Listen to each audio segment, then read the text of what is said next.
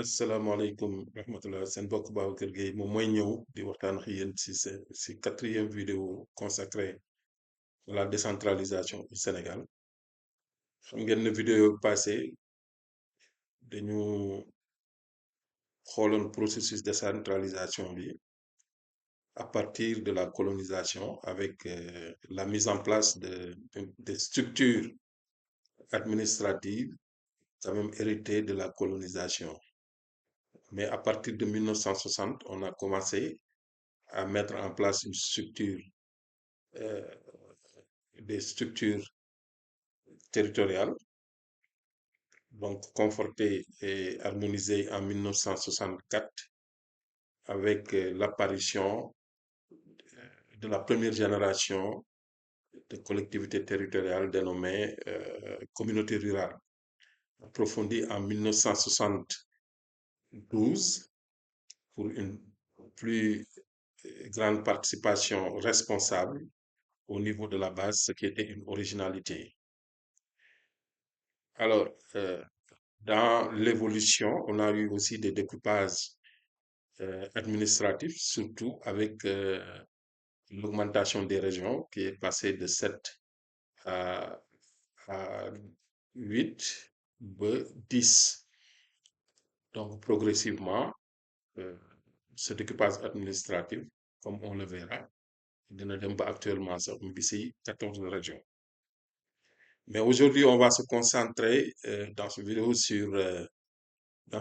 sur pratiquement la troisième génération de réformes, surtout marquée en 1996 par l'avènement des régions. C'est une étape extrêmement importante dans la politique de décentralisation parce que pratiquement, si je peux m'exprimer ici, une rupture dans les grandes décisions dans la politique de décentralisation. En effet, le 3 avril 1992, dans son discours du 3 avril, le président, son Excellence Abdou Diouf, annonce la décision donc de soumettre à l'Assemblée nationale un projet de loi transformant les régions d'une manière administrative quand même en collectivités territoriales pour en faire des personnalités donc morales autonomes sur le plan financier. Et ça, c'était animé, quand même, il était animé d'un souci de rapprocher les centres de décision aux populations et quand même de responsabiliser les élus locaux qui auront quand même à rendre compte au niveau même de la population. Yulen Eli, ça c'est normal. Donc, les objectifs visés à cette époque, c'était quand même de libérer les énergies et les initiatives locales, donc au service des citoyens, puisque comme on l'avait vu, toutes les décisions étaient centralisées au niveau du gouvernement, au niveau de l'administration centrale. Mais là, euh, les autorités souhaitaient quand même que les initiatives à travers ces collectivités-là donc puissent partir de la base. Donc, ce sont les premiers germes de la territorialisation des politiques publiques. Et aussi, l'un des objectifs, c'était un souci quand même de gestion de proximité. Donc, pour pouvoir identifier d'une manière très fiable les besoins des collectivités. Donc, il était important quand même par ces décisions de régionalisation, quand même de pouvoir se rapprocher des populations pour pouvoir relever leurs attentes et leurs besoins. Surtout aussi avec la régionalisation, la région sur le plan géographique est beaucoup plus étendue que les autres types de collectivités qu'on avait. Donc, il y avait beaucoup plus de possibilités euh, d'identifier des ressources naturelles et au besoin de les valoriser pour le bonheur des populations. L'autre objectif, c'était tout simplement de d'avoir des progrès dans la démocratie locale hein, à travers la participation des populations. Cette notion de participation citoyenne, s'il commençait donc émerger, que les populations à travers les associations, les organisations communautaires de base, quand même, participer à la démocratie locale et participer aussi même au développement économique territorial. Et cette volonté aussi est marquée en 1993 par la création du ministère du ministère délégué chargé de la décentralisation et aussi le vote des lois. La première loi, c'est la loi numéro 96-06 du 29 mars 1996 portant code des collectivités locales, donc qui définit les collectivités locales donc comme une personne morale avec une autonomie financière et qui s'administre librement. Donc, à partir de ce moment, donc les collectivités auront à leur sein donc une administration locale pour pouvoir prendre en charge des besoins des citoyens, des usagers à la base.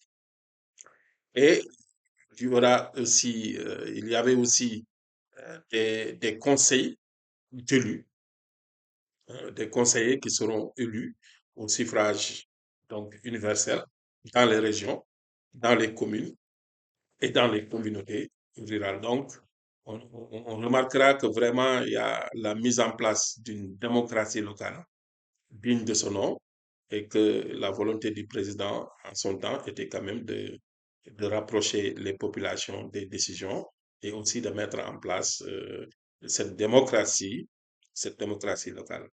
Donc, pour les missions, la mission essentielle de ces collectivités, c'était la conception, la programmation et la mise en œuvre des actions de développement économique, éducatif, social et culturel. Donc, avec le concours des acteurs territoriaux.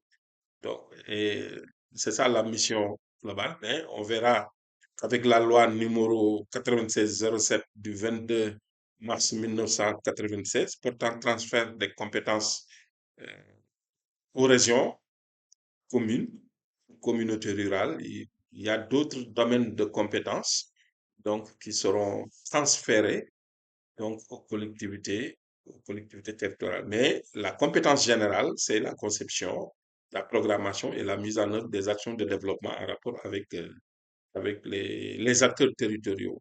Donc, ce qui permet quand même aux collectivités territoriales d'avoir des marges de manœuvre, par exemple, pour travailler avec l'État dans le cadre de contrats plans, et ainsi de suite. Mais la loi numéro 96-07 du 22 mars 1996 portant transfert euh, des compétences aux régions communes et communautés rurales avait ciblé 9 domaines de compétences. Premier domaine, ce sont les domaines. Hein. Deuxième domaine de compétence, c'est l'environnement et la gestion des ressources naturelles. Troisième, c'est la santé, population et action sociale. Quatrième domaine de compétence, jeunesse, sport et loisirs. Cinquième domaine de compétence, culture. Sixième domaine de compétence, éducation. Septième domaine de compétence, planification.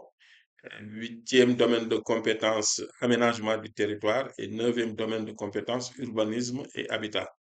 Donc, on parle de domaine de compétences, c'est un champ, mais toutes les compétences ne seront pas transférées dans un domaine, mais il y aura des aspects sélectionnés par l'autorité centrale pour permettre aux collectivités de les exercer, suivant des moyens déjà, suivant des moyens qui sont normalement transférés, mobilisés pour ces collectivités territoriales. Et dans l'exercice de ces domaines, de ces domaines de compétences, les collectivités seront aidées par des services de l'État dans le cadre de la déconcentration, donc qui leur permettent quand même de mener à bien ces missions. Donc, pour vous dire que donc à ce niveau, donc l'État a mis vraiment en place cette démocratie locale et défini les domaines de compétences. Maintenant, il appartenait quand même aux collectivités locales de les exercer dans de bonnes conditions.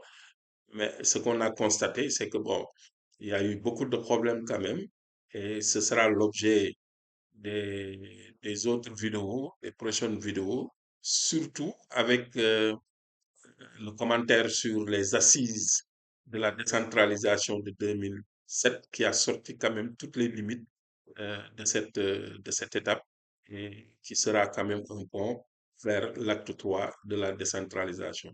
Donc, prochaine vidéo, on essaiera d'insister sur les résultats de ces assises de 2007 qui étaient vraiment un tournant essentiel pour le diagnostic, pour l'évaluation, surtout de l'étape de 1996.